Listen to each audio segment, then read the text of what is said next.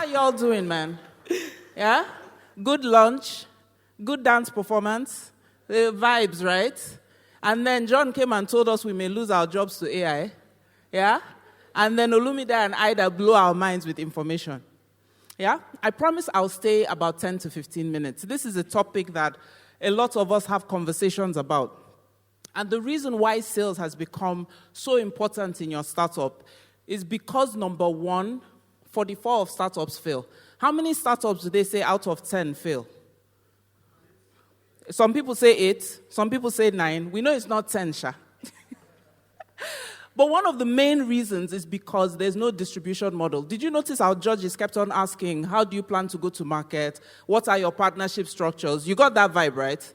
So I'm sure some of you have started thinking of these things. The second thing is now VCs are asking for you to show what? Traction. That's the big word. They want to ask you, how much revenue have you made? When did you make the revenue? So we can see it's becoming very important. And this last point is a painful point for most founders, is if you do not have customers, you have a hobby.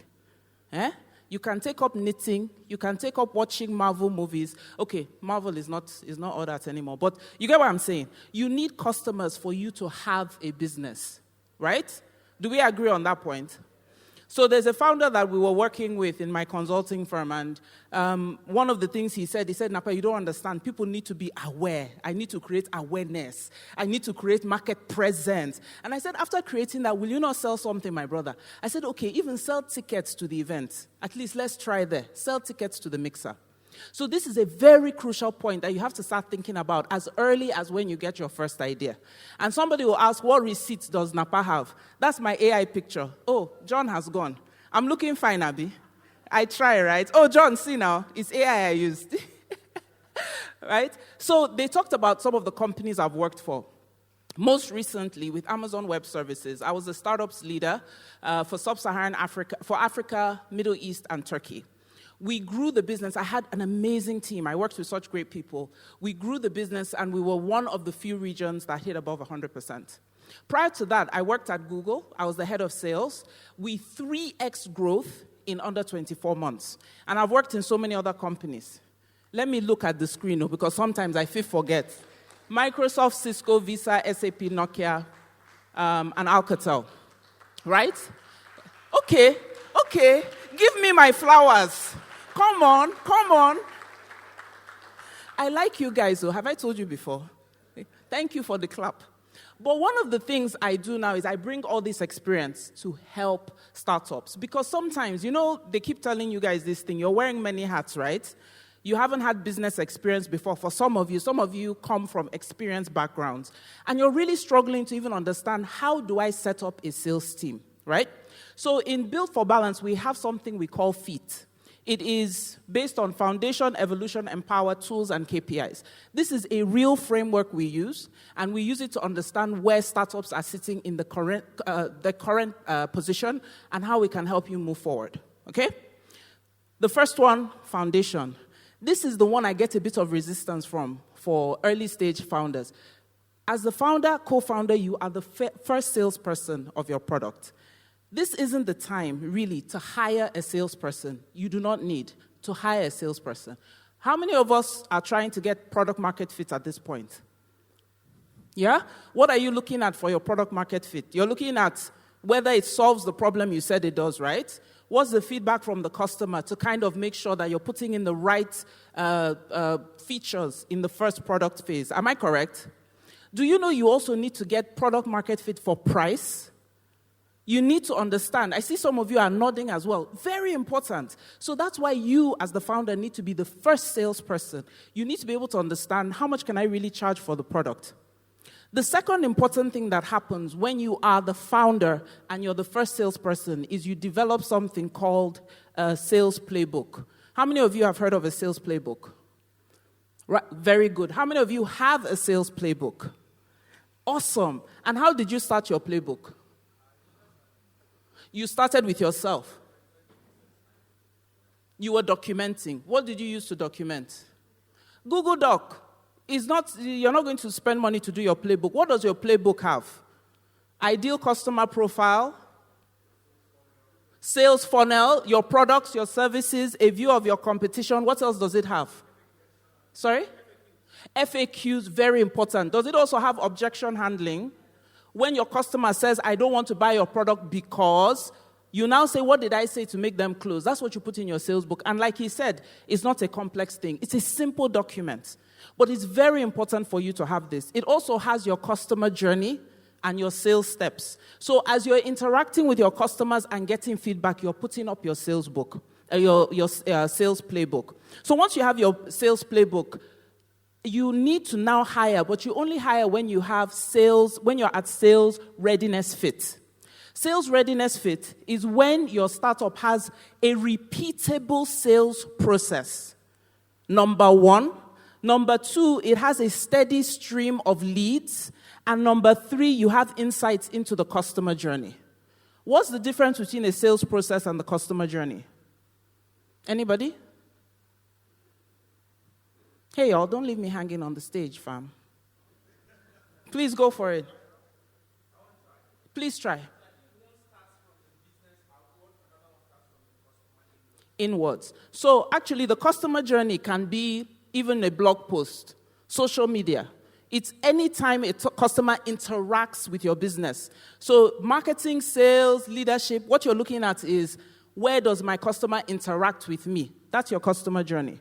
But your sales process is how your customer buys, right? So if you're the first founder, you will know that maybe for your type of product, you need to be able to do a demo for your sales process to be successful. In the beginning, you won't know now, but the more you interact with your customer, you're updating your playbook. So these are the three things that are very important. Repeatable sales process. That means you understand it. The second thing is you're getting a steady stream of leads. If you have 3 opportunities, you don't need to hire a human being. Or maybe AI or John. Alpha. You can now get AI to manage that. But you don't need a human being. And that's the mistake you make because you're now incurring costs. The third thing, before you hire, insights into the customer journey. By this time, you know the platforms, the social media platforms your customer engages with. You know what other things do you look at? The search terms that bring them to your site, right? SEO, SEM, all those kind of things. That's what you're looking at. Good? Are we good? We're moving on to E. This is evolution. This is where you start hiring, okay? Now, when you're hiring, there are a couple of things you need to think of. You're going to look at skills, right? Sales skills. Does a person have drive, resilience? I keep on looking back here. I went to school. So the person has drive, resilience, market knowledge. Culture is very important. Now, the thing is, because some of us are very experienced in work, some of us are not, you think that culture is personality. Culture is not personality. So they think the culture of a company is the personality of the founder. It is not so. So the founder is very brash. Everybody in the company is brash. The founder is very abusive. I hope we don't have any #horrible bosses here. Some of you are not giving me eye contact right now. But repent, so. That's all I have to say. Culture is creating an environment where innovation can thrive. That is what culture is. That is the culture you need to build. Because as a startup, it's innovation that makes a difference. So you interview for that. But I really want to make the case that culture is not personality. So if as a founder, you like people that talk a lot, and only people that talk a lot that work in your company, you are not going to have something that's important for innovation, diversity of thought. So anybody can work with me. Whether you're quiet, you're loud, you're tall, you're short, you're richer, right? So you have to keep this top of mind. And then make sure you leverage networks, industry events for your recruitment strategies. But something I want to encourage you to do, create a talent pipeline. So you come for events, you meet amazing salespeople, or even people that are in other areas of a business. And you can't hire them now because you're not ready. Have a pipeline, have a list of people that you would want to approach when those jobs are open. In most of the big companies I work for, they all have talent pipelines. So once there's an opening, they're able to reach out to amazing talent. I'm sure you met quite a number of great people here today, right? That potentially you could work with. Don't leave that opportunity on the table. Take it with you and get contacts. And then also interview for culture and the role. There are quite a number of interview strategies you can use. I'm sure most of you already know. All right, so the next step in getting, you've hired your salespeople, you've passed on the culture to them, they're ready to start. 2 key things you have to think about. The first thing is onboarding, right? How many of you have an onboarding process? Yeah? Structured, right? Did you, I don't know if anybody can share, does anybody see a difference between when people were hired before the onboarding and the way people were hired after the onboarding process? Better engagement, better retention, happier employees, right? Because when people join your company, they're very excited. They want to work with you. They want to grow this vision. They want to be part of the dream you're building. But if you don't onboard them correctly, so let's take a minute, because there wasn't a lot of people that raised their hands. What's part of an onboarding process? Oh, yeah, now.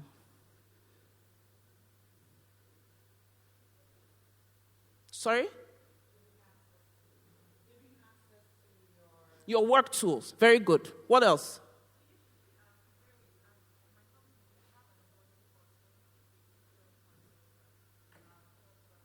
Culture. What are you doing? You're indoctrinating the person, giving them the tools to get started. This is where you pass on the playbook that you started working on, right? That's part of your onboarding. The second part that people tend to ignore a bit in sales is continuous learning, right? And we're going to talk a bit about how you identify who should take part of which training courses. Okay, so you've hired your people, you've empowered them, onboarded them well, given them all the tools they need. The next thing is to make sure that you're driving the correct KPIs. I don't know how many of us are post-revenue. I'm doing a lot of surveys, though. The sooner you answer, the sooner I go. So how many of you are post-revenue right now? You're actually recording some revenue, right? Are you tracking KPIs with that revenue? Yeah, you are. So they're coupled depending on the different models, business or go-to-market strategy, whether you're B2B, business to business or business to consumer, there are different KPIs you will track. But some of the ones that are important here, your conversion rate, your cost of customer acquisition, right? Sales cycle, very, very important. Sales cycle will show you where you need a little bit of help to support your sales team. And then customer retention. And then the big one is revenue growth. I actually tend to prioritize growth over attainment. Because growth means not only are you retaining, but you're adding new customers to your business. All right? And then there are many sales tools, right? There are 159 million sales tools. But there are 2 that you really, really need to have a very effective sales team. The first one is a CRM. I don't know how many of you have your CRMs on Google Sheets, Excel. Yeah, it's good. It's fine. You don't have to pay for a license for a CRM. There are many, many templates you can use online to start. But you must have a CRM. A CRM is not punishment for your sales team. It helps you to have very effective meetings, and you can actually analyze what's going good or bad with your team. The second thing is you need an analytics platform. Google Analytics, whatever it is, to track your user journey, your customer journey, you're tracking key metrics. The last part is culture. I want to talk a bit about this because we've seen a lot of founders, what they do for engagement, they start having pipeline meetings several times a week. If you're guilty, bow your head down. So they will have a I wanted to sing Davido's song. What was that song? He said, I cover my face. Sorry.